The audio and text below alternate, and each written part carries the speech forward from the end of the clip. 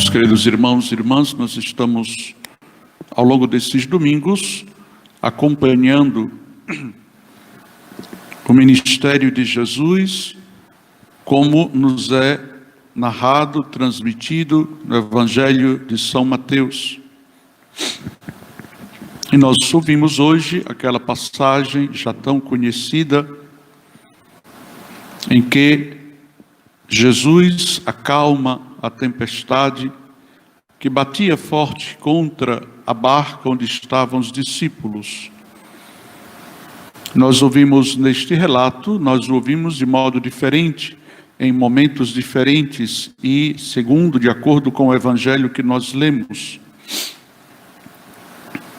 Aqui nós estamos no capítulo 14 do Evangelho de São Mateus.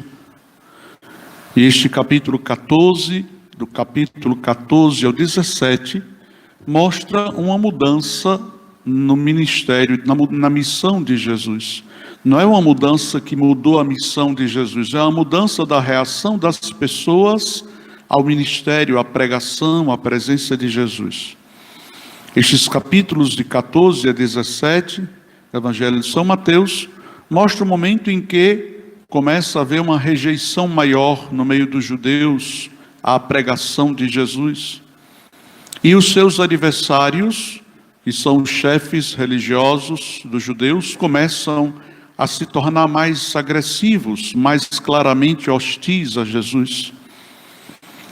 Segundo o Evangelho de Marcos, que não é o que nós lemos este ano aos domingos, neste mesmo momento da missão de Jesus, Marcos mostra como as multidões começam a diminuir ao redor de Jesus. Começam a se afastar, porque muitos começam a já não aguentar as palavras que Jesus diz, acham muito duras. São João fala isso no capítulo 6 do seu Evangelho, quando Jesus fala sobre o pão da vida, dizendo que quem não come minha carne, não bebe meu sangue, não tem a vida eterna, não tem a vida. E eles dizem, é muito dura essa palavra que ele diz, ninguém pode entender ou aceitar isso. Mas não era somente essa palavra de Jesus sobre o seu corpo e sangue. O modo como Jesus pregava a sua missão, o modo como Jesus mostrava a sua autoridade sobre a lei que Deus havia dado através de Moisés, despertava a reação violenta dos chefes dos judeus, dos sacerdotes, dos fariseus, dos saduceus,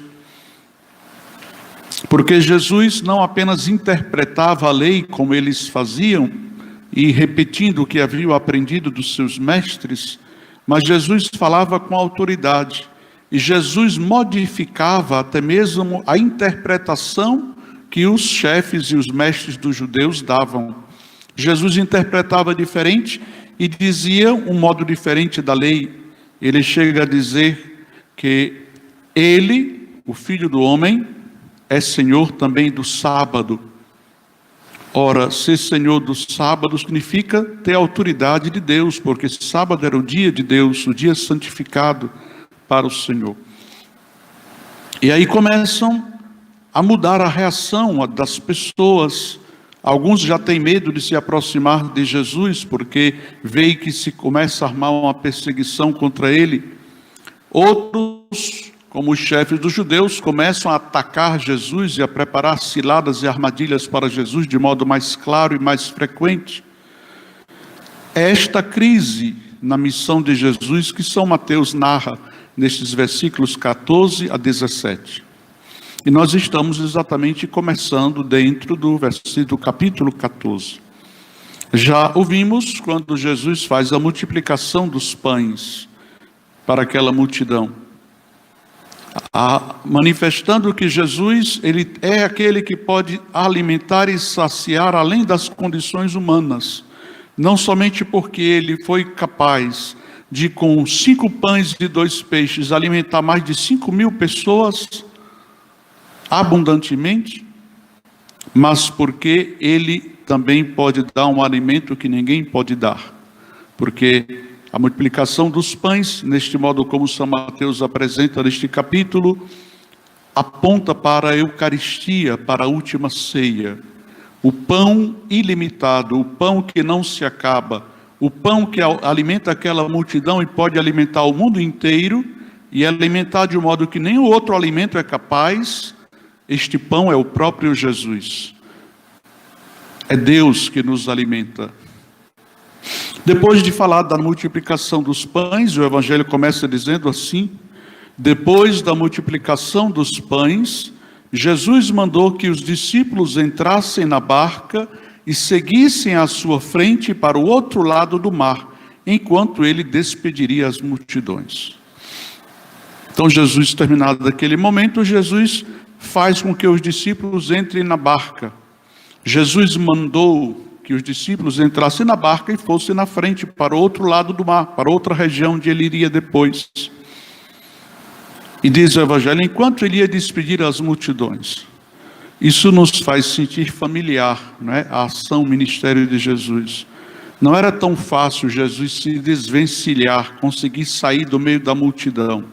Nós podemos imaginar como é isso. Todo mundo queria chegar perto dele, todo mundo queria tocar em Jesus, talvez fazer o seu pedido, embora para a maioria fosse impossível. Mas os que podiam avançavam para falar com Jesus. Então Jesus, sabendo que não era fácil, manda os apóstolos na frente, entra no barco, atravessa o mar, o grande lago, e ele vai depois. E o Evangelho diz que depois que as multidões foram embora, Jesus subiu ao monte para orar a sós. Ele não foi logo ao encontro dos discípulos, dos apóstolos. Jesus subiu ao monte para orar a sós.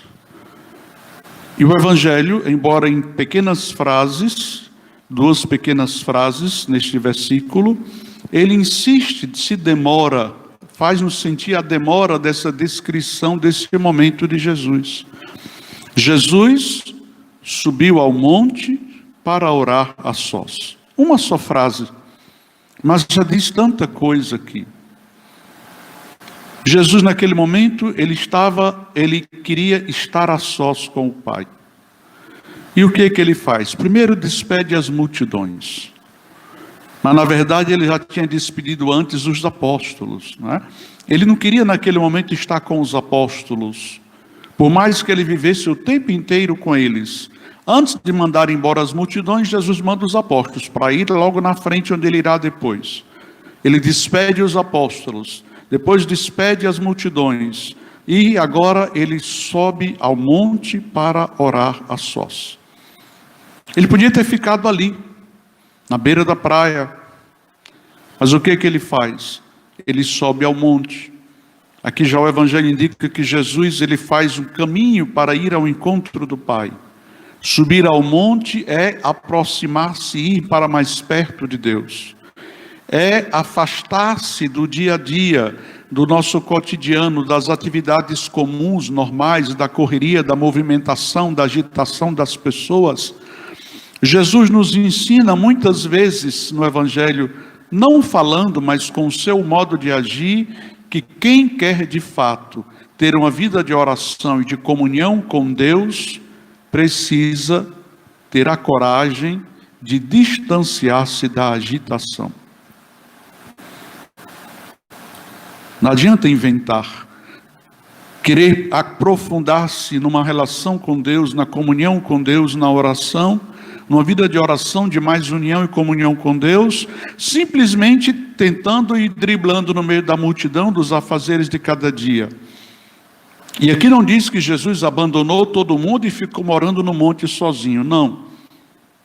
Jesus continuou sua atividade, a sua missão, com os apóstolos, com as multidões, passando pelas aldeias. Mas todos os dias Jesus tinha um momento em que ele se retirava para estar sozinho com o Pai. Primeiro, Jesus nos ensina a tomar distância.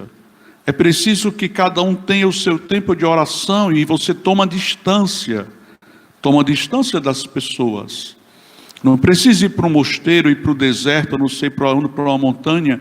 Na sua própria casa você pode, naquele momento, um momento propício, que você depois de cumprir seus deveres, você se isola um pouco, num lugar que você possa estar mais tranquilo, ou pelo menos esconder-se um pouco dos outros para demorar-se com Deus sozinho.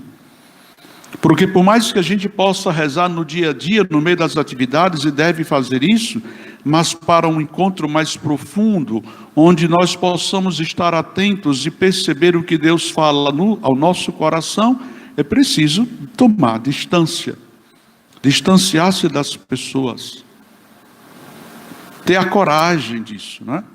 Mas distanciar-se das pessoas não basta, porque além da agitação que as pessoas nos trazem, normalmente no dia a dia, é preciso também distanciar-se da agitação que está dentro de cada um de nós. E tem gente que mesmo quando está longe das pessoas, não se aquieta, não é? Inventa uma coisa a cada instante, só falta derrubar o vento com o próprio corpo, porque não se aquieta. Aí muita gente doente fisicamente, doente com depressão, doente com não sei o quê, doente com ansiedade, doente com medo, doente com tanta coisa. Porque nós também temos uma multidão dentro de nós. Graças a Deus, tomara que para a maioria de nós não seja uma multidão de demônios, né? Porque aquele homem que Jesus encontra no caminho estava com uma multidão de demônios dentro deles. Isso é uma legião, porque somos muitos.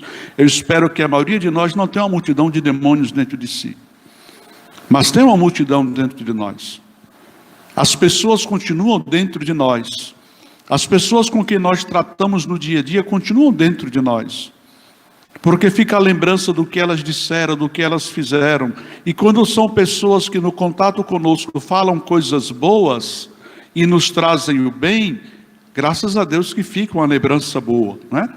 Mas quando são pessoas que só trazem agitação, que só falam de coisas ruins, ou que falam o tempo inteiro dos outros, e que mexe e remexe na vida de todo mundo, né? Que gera mal-estar com a presença, aquela pessoa vai embora e dentro de você fica ressoando, fica a ressonância daquela pessoa. Até você vai dormir, às vezes até o sono é inquieto. Então precisa também vencer a agitação que as pessoas geram dentro de nós. Precisa ainda vencer a agitação que vem de nós mesmos, nossos pensamentos, nossos sentimentos. Jesus nos ensina que é necessário parar. Por que que Deus nos obriga a um dia de descanso? No Antigo Testamento era o sábado, no Novo Testamento, pela ressurreição de Jesus, é o dia novo, o novo dia, o 8º dia, que para nós é o primeiro da semana. O 8º dia, porque é o que vem depois do 7º dia, que era o dia do descanso. E Deus nos obriga a parar.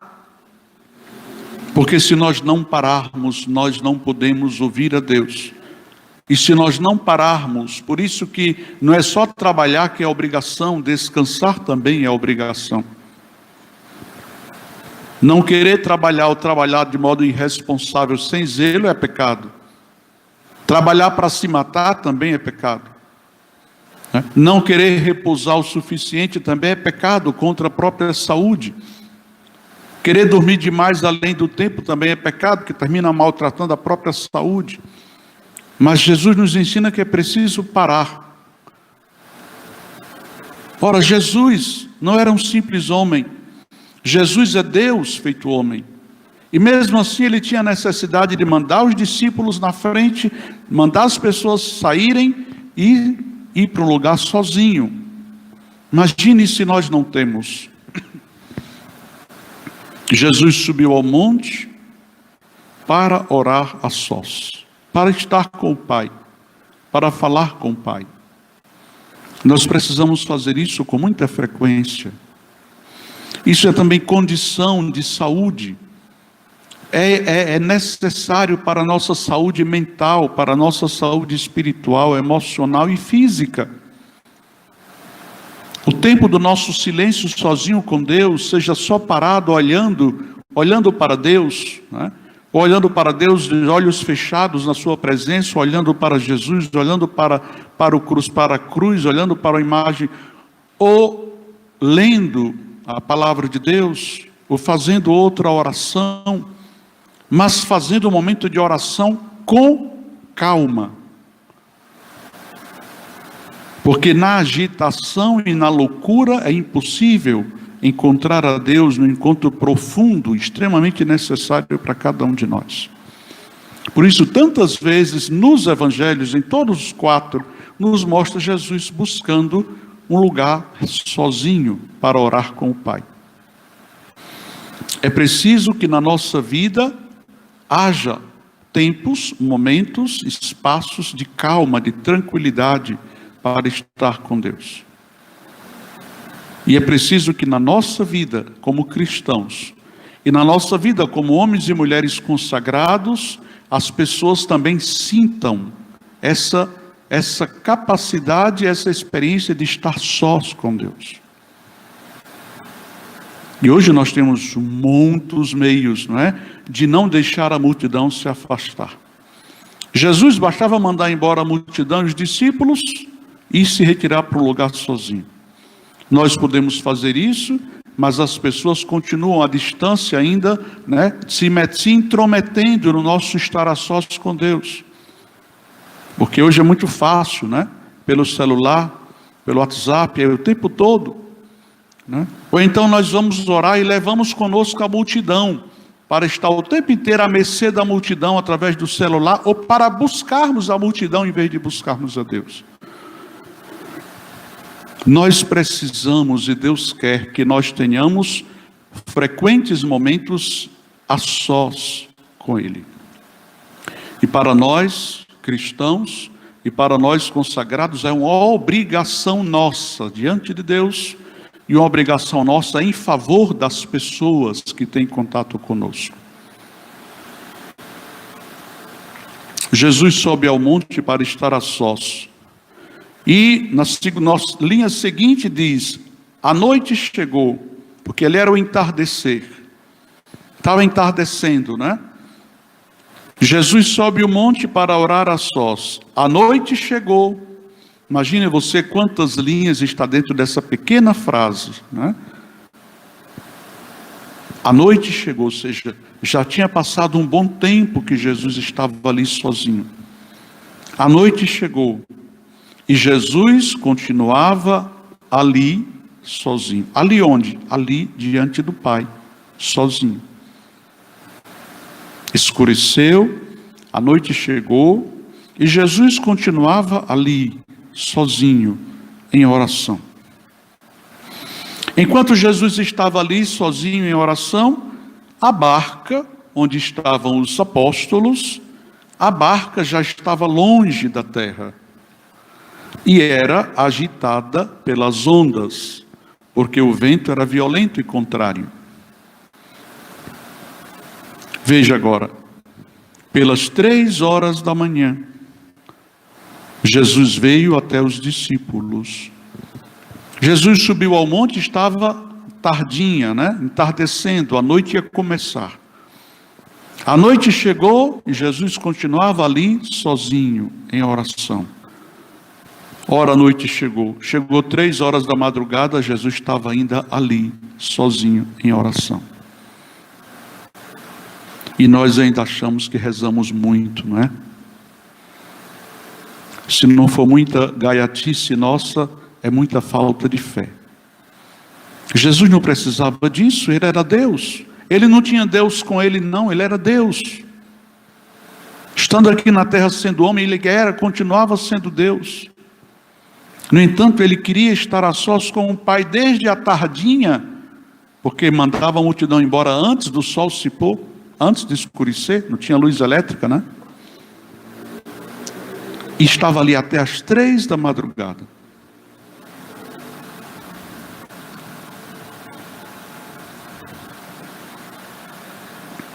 E nós achamos que nós rezamos muito. Por isso que muitas vezes nossa vida não chega a uma verdadeira comunhão com Deus. Se nós olharmos, Jesus passou grande parte daquele tempo ali. Se você olhar de 6 às 9, de 9 às 12, de 12 às 3, são 3 momentos longos, num único momento de oração. E estando ali às 3 da madrugada, Jesus então, ali ele sai e vai ao encontro dos discípulos. Os discípulos estavam sozinhos, ou seja, os apóstolos, os 12, estavam sozinhos na barca. E a barca no meio do lago estava agitada pelas ondas e pelo vento violento. E Jesus vem até eles. E Jesus vem como? Andando sobre o mar. A gente costuma dizer Jesus andando sobre as águas. Podia ser mais fácil, né? No açude, no riacho. Mas ele vem andando sobre o mar. O mar, que já tem seu movimento mais forte, mais violento, e que diz o Evangelho, estava ali com muita violência das ondas e do vento. E Jesus, a barca batida pelo vento, e Jesus vem andando sobre o mar. Se nós aprendermos a ler o Evangelho, nem precisa de descrição, já diz tudo. O mar estava tão violento que a barca era agitada pelas ondas e pelo vento contrário. Imagina uma pessoa sozinha no meio do mar, fora do barco. Na barca estavam os 12 apóstolos. E o vento batia violentamente contra a barca. Diz, a barca era agitada, ou seja, batida de um lado para o outro pelas ondas e pelo vento. E Jesus sozinho, o que é que ele faz? Ele vem caminhando sobre o mar. Parece que está andando no chão firme. Aquilo nem abala, nem o abala. Isso aqui já está dizendo, esse homem é diferente. 12 apóstolos, entre eles, muitos eram pescadores experientes, como Pedro, Tiago, João, André.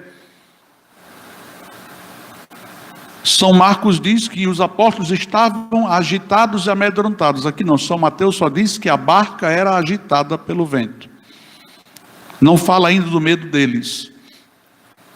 Mas eles estavam lá no meio da barca, não tinha solução. E um homem sozinho vem caminhando sobre o mar. Aquele mesmo mar agitado, violento como estava. Isso aqui, só esta cena já diz, esse homem é diferente. Esse homem não é só um homem. E esse homem é Jesus. E no final do trecho de hoje vai dizer, quem é? Por que que esse homem anda sobre o mar? Não era apenas aquele mar que balançava, agitava a barca onde estavam os 12 apóstolos. No final deste trecho vai dizer, verdadeiramente, tu és o Filho de Deus. Esse homem é Jesus. E Jesus vem caminhando sobre o mar. Quando os discípulos viram Jesus andando sobre o mar, ficaram apavorados, não só com medo, apavorados.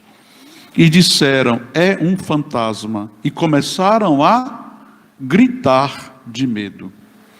12 homens. Que vergonha, né? 12 homens. E homens corajosos, acostumados a brigar com o mar violento. Desde o início da igreja, os santos padres sempre interpretaram essa barca agitada pelas ondas e pelo vento como sendo a igreja. Aquela barca onde estão os 12 apóstolos e que no meio do mar ela é agitada, batida pelas ondas e pelo vento violento, essa barca é a igreja de Jesus. A igreja que ao longo da história é constantemente batida, agitada, tratada com violência pelas ondas do mar e pela tempestade. Na Bíblia, o mar, com suas ondas violentas e com suas tempestades, simboliza os poderes do mal. Por isso que o homem tem que lutar com todas as suas forças para equilibrar-se e para manter a sua barca firme, ou pelo menos não deixá-la afundar ou virar. Este evangelho vem nos lembrar que esta barca dos 12 apóstolos, a igreja, não somente a igreja na qual estamos, porque nós somos a igreja, nós estamos nessa barca e essa barca é a igreja. Ela foi no início, ao longo dos séculos e continuará até Jesus voltar a ser agitada, batida violentamente pelas forças do mar, que na Bíblia representa as forças do mal, as forças violentas. A barca é agitada pelas ondas. Jesus vem andando sobre o mar. Ele é Senhor sobre tudo, também sobre o mar violento. Ele é Senhor também acima, sobre os poderes do mal. Pensando que é um fantasma, os discípulos se agitam, gritam de medo. Jesus logo disse: coragem, sou eu, não tenhais medo. Em toda a história, quando a igreja é batida, combatida, perseguida, Jesus continuou dizendo: coragem, sou eu, não tenhais medo. Ele está presente. Se fossem só os apóstolos, eles não iam conseguir nada. Mas Jesus chega. E diz o Evangelho, quando Jesus entrou na barca,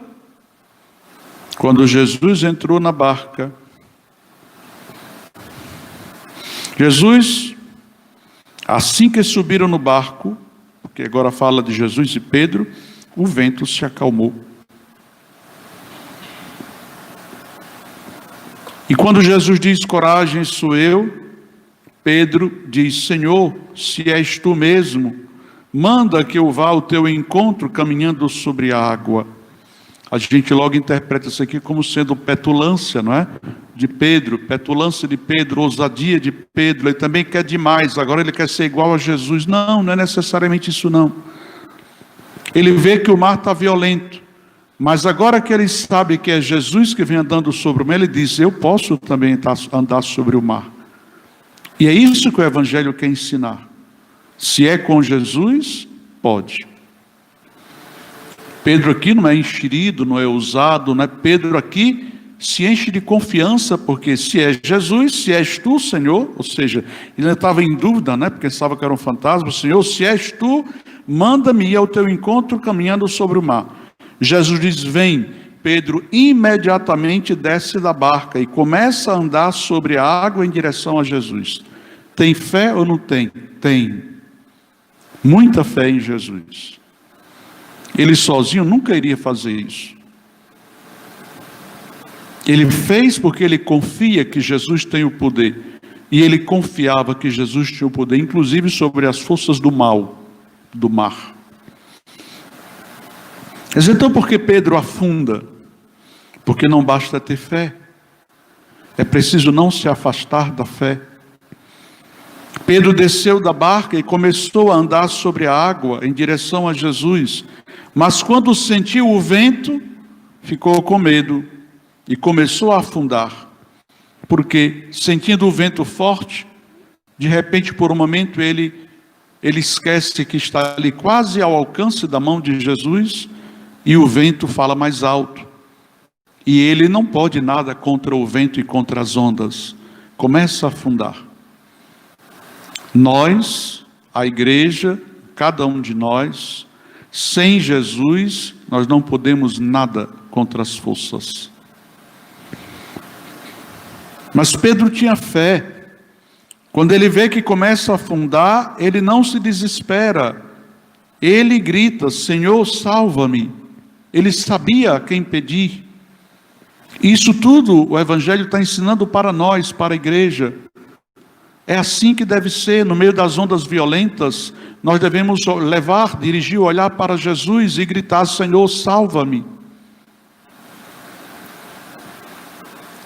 E é assim que Pedro grita: Senhor, salva-me. Jesus estendeu a mão, segurou Pedro, colocou sobre as águas de novo e diz: homem fraco na fé, por que duvidaste? Jesus não disse que Pedro é sem fé, diz que é fraco na fé. Pedro se encheu de fé sabendo que era Jesus, mas duvidou. As dúvidas que todos nós podemos ter em algum momento, as dúvidas enfraquecem. A dúvida enfraquece. A dúvida abre as portas para o medo, para a desconfiança em Deus. Por isso Jesus diz: por que duvidaste? Esse diálogo, esse acontecimento, todo quer nos ensinar que nós precisamos sempre estar muito, muito unidos e de olhos fixos em Jesus. Assim que subiram no barco, o vento se acalmou. Os que estavam no barco prostraram-se diante de Jesus, dizendo: verdadeiramente tu és o Filho de Deus. A primeira leitura que nós ouvimos, tirada do primeiro livro dos Reis, mostra o encontro de Elias com Deus. Naqueles dias, ao chegar a Horebe, o monte de Deus, porque Horebe, o monte de Deus? O monte de Deus deu a lei, o monte Sinai. Elias vinha fugindo com medo da morte, com medo dos seus inimigos. E quando Elias chegou ao monte Horebe, o monte de Deus, ou seja, Elias foi se refugiar no lugar de Deus. O monte onde Deus havia se revelado e dado a lei a Moisés. Elias não procurou uma montanha qualquer, ele procurou a montanha de Deus. Na montanha de Deus. Jesus sobe o monte para estar com o Pai. Elias vai se refugiar, buscar segurança na montanha de Deus, no monte de Deus. O profeta Elias entrou numa gruta e passou a noite naquela gruta. Ele vinha fugindo com medo da morte dos seus inimigos. E ele vai para o monte Horebe, porque ele sabe que ali, de modo especial, ele encontra segurança em Deus. Entrou numa gruta, precisava abrigar-se contra o vento e contra o frio, pelo menos como pudesse. Passou a noite naquela gruta. Estava no alto da montanha, não uma montanha qualquer, porque tem a montanha do orgulho, tem a montanha da vaidade, tem a montanha da soberba, tem a montanha, tantas montanhas que nós queremos correr para elas, mas Elias correu para o monte de Deus. E entrou numa gruta, abrigou-se, e passou a noite ali. Entrar na gruta, né? Depois os eremitas, os monges do deserto, vão procurar grutas nas montanhas para buscar Deus. Elias naquela gruta está resguardado, refugiado, mas também está sozinho. O que vai acontecer naquela gruta? Quem vinha falando para Elias o tempo todo, medo, medo, medo, medo, medo, medo, medo. Tem hora que Elias diz: basta, eu quero morrer, não consigo mais, não aguento mais. Quem falava o tempo todo no ouvido de Elias era o medo. Deus mandou o anjo para levar pão e água para Elias, matou a fome e a sede de Elias, deu uma sombra no meio do caminho para ele dormir. Depois Deus mandou mais comida, mais água. Deus dirigiu Elias para ir para a montanha, mas o tempo todo o medo falava ao ouvido, ao coração de Elias. E quando ele chega na montanha, sobe o monte de Deus, se refugia naquela gruta, passa a noite. Jesus passou a noite inteira no monte, passa a noite, e eis que acontece uma coisa diferente. Enquanto Elias fugia, o que falava a ele? Quem falava ao coração de Elias? O medo. O tempo todo, medo, medo, medo, medo. Vão lhe matar, o rei vai conseguir lhe matar. Medo, medo, o tempo inteiro. E Elias fugindo. Mas se estava fugindo, quanto mais longe vai, não era para começar a se encher de confiança e coragem? Enquanto fugia, o medo vai mais forte. Quando ele se refugia no monte de Deus, eis, né? E eis que, veja como o livro faz essa mudança. E eis que, enquanto ele estava na noite inteira na gruta no monte de Deus, e eis que a palavra do Senhor lhe foi dirigida. Ali não foi mais o medo que falou, porque ele estava escondido no monte de Deus, numa gruta sozinho, refugiado em Deus. O medo não conseguiu mais falar, porque o medo natural, ou seja, aquele medo normal que a gente tem medo tem medo de um acidente, tem medo de ir para a beira do precipício, né? Tem medo de um carro que vem numa velocidade violenta. Esse medo é um medo natural, é prudência, foi Deus que botou em nós, para a gente se defender do perigo. Mas esse outro medo não, era o medo doentio. O demônio para fazer Elias desistir da sua missão. Então ali no monte de Deus, na gruta, o medo não consegue mais falar ao coração de Elias, e é Deus que fala a Elias: sai e permanece sobre o monte diante do Senhor, porque o Senhor vai passar. Elias correu para o lugar certo, e Deus falou a ele. Mas diz que antes do Senhor falar a Elias, veio um vento forte, impetuoso, que só faltava desmanchar as montanhas e quebrar os rochedos. Deus não estava ali, não era Deus chegando não. Depois do vento houve um terremoto, mas Deus também não estava no terremoto. Depois veio um fogo, mas Deus também não estava no fogo. Depois veio um murmúrio de uma brisa leve. Ouvindo a brisa leve, Elias entendeu que agora Deus estava chegando junto a ele. Elias cobriu o rosto com o manto, se colocou à entrada da gruta e Deus falou a Elias. Na tranquilidade e na calma, Deus falou a Elias. Não foi no terremoto, não foi no vento forte e impetuoso, não foi no terremoto, não foi no fogo. Deus falou a Elias no murmúrio suave de uma brisa leve. Por isso Jesus despediu os apóstolos, despediu a multidão e foi se esconder no alto do monte. Passou a noite inteira em oração. Os apóstolos estão no meio do mar, a barca agitada pelo vento e pelas ondas, e quando Jesus chega, tudo se acalma.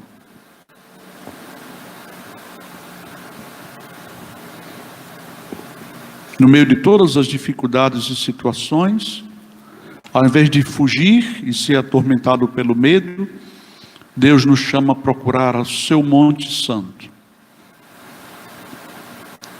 Você já fez a experiência, no meio de grande agitação, de uma situação muito difícil, você se esconder um pouquinho na casa de Deus e ficar só ali?